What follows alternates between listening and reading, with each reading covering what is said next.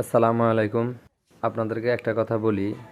প্রথমত আমি আওয়ামী লীগের সাপোর্টও করি না, বিএনপির সাপোর্টও করি না, কোনো দলই করি না। আপনারা এখন যে ভাঙচুরের ভিডিওটা দেখতেছেন, এটা হচ্ছে আমার এক সম্পর্কিত মামার বাড়িতে। উনি হচ্ছেন আওয়ামী লীগের, ছাত্রলীগের একজন নেতা, কর্মী। আসলে আমার উদ্দেশ্য হচ্ছে উনি আওয়ামী লীগের নেতা না ছাত্রলীগের নেতা এটা বলার জন্য আমি আপনাদেরকে ভিডিওটা দেইনি।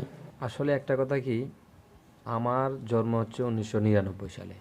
তাহলে উনি এর আগের থেকেও রাজনীতি করেন। তো আমার জন্মের পর থেকে আমি ওনারা কোনো সময় দেখি নাই রাজনীতির ক্ষেত্রে, রাজনীতি নিয়ে, তারপরে মিছিল মিটিং নিয়ে কারো সাথে মারামারি, কাটাকাটি, তারপরে কারো বাড়িঘর ভাঙচুর, তারপরে কারোর বিনা কারণে বিনা দোষে মারধর করছে, এরকম কিছু দেখি নাই।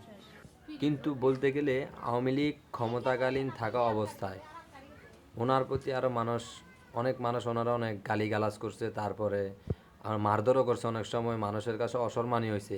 উনি কারো কোনো সময় কিছু বলে নাই। ক্ষমতার পাওয়ার যদি দেখানোর ইচ্ছা থাকতো তাহলে উনি তখনই দেখাইতে পারতো। রাজনীতি করতো ঠিক আছে, কিন্তু উনি আসলে একজন সরল মনের মানুষ ছিল আমার জানা মতে। কারোর কোনো সময় কোনো দিক দিয়া খারাপ কিছু বলতে আমি দেখি নাই। একটা জিনিস কি, কেউ রাজনীতি করে কেউ করে না, এটা যার যার নিজের ব্যক্তিগত ব্যাপার। তো আসলে এখন ক্ষমতা পড়লে খাইছে বিধায় আপনি একজন ছাত্রলীগের কর্মী, সে অপরাধ করছে কিন্তু তার ফ্যামিলিরা তো অপরাধ করেনি।